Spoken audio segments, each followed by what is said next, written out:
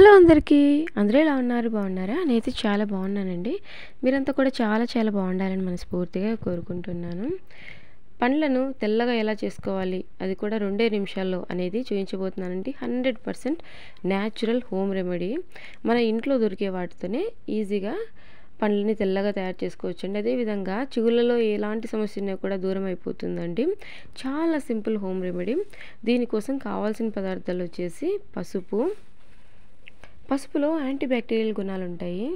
అదేవిధంగా పండ్లపైన ఒక పచ్చటి వలయం లాంటిది ఏర్పడి ఉంటుంది కదండి, అది కూడా పోవడానికి యూజ్ అవుతుంది. తర్వాత వచ్చేసి సాల్ట్, ఆ తర్వాత బేకింగ్ సోడా మన పండ్ల మధ్యలో ఉన్నటువంటి గార పోవడానికి యూజ్ అవుతుంది. అదేవిధంగా సాల్ట్ విషయానికి వస్తే పాచి దుర్వాసనని పోగొట్టడానికి యూజ్ అవుతుంది. ఎలా తయారు చేసుకోవాలనేది చూసేద్దాం. దీనికోసం ఒక బౌల్ తీసుకొని ఇక ఇందులోకి కొద్దిగా పసుపు యాడ్ చేసుకోవాలండి. ఎక్కువ అవసరం లేదు, కొద్దిగా మోతాదులో పసుపు తీసుకుంటే సరిపోతుంది. పసుపులో యాంటీ బ్యాక్టీరియల్ గుణాలు ఉంటాయండి. పసుపు మన హెల్త్కి చాలా మంచిది. అదేవిధంగా మన టీత్ని వైటనింగ్గా తయారు చేసుకోవడానికి చాలా బాగా యూజ్ అవుతుంది. ఇక ఇందులోకి కొద్దిగా సాల్ట్ కూడా యాడ్ చేసుకోవాలి. ఆ తర్వాత కొద్దిగా వంట సోడా, బేకింగ్ సోడా కూడా యాడ్ చేసుకోవాలండి. అంతా ఒకసారి బాగా మిక్స్ చేసుకోవాలి.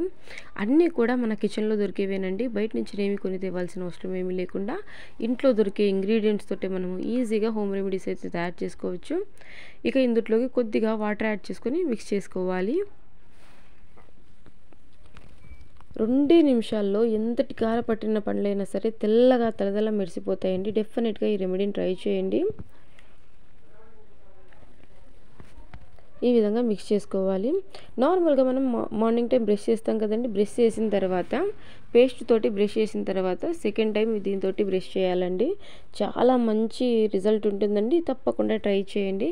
ఇలాంటి మంచి మంచి హోమ్ రెమెడీస్ అయితే 1 by 1గా చూస్తూనే ఉంటాను. ప్లీజ్ సబ్స్క్రైబ్ చేసుకోండి. లైక్ చేయడం మాత్రం మర్చిపోవద్దు. Bye friends.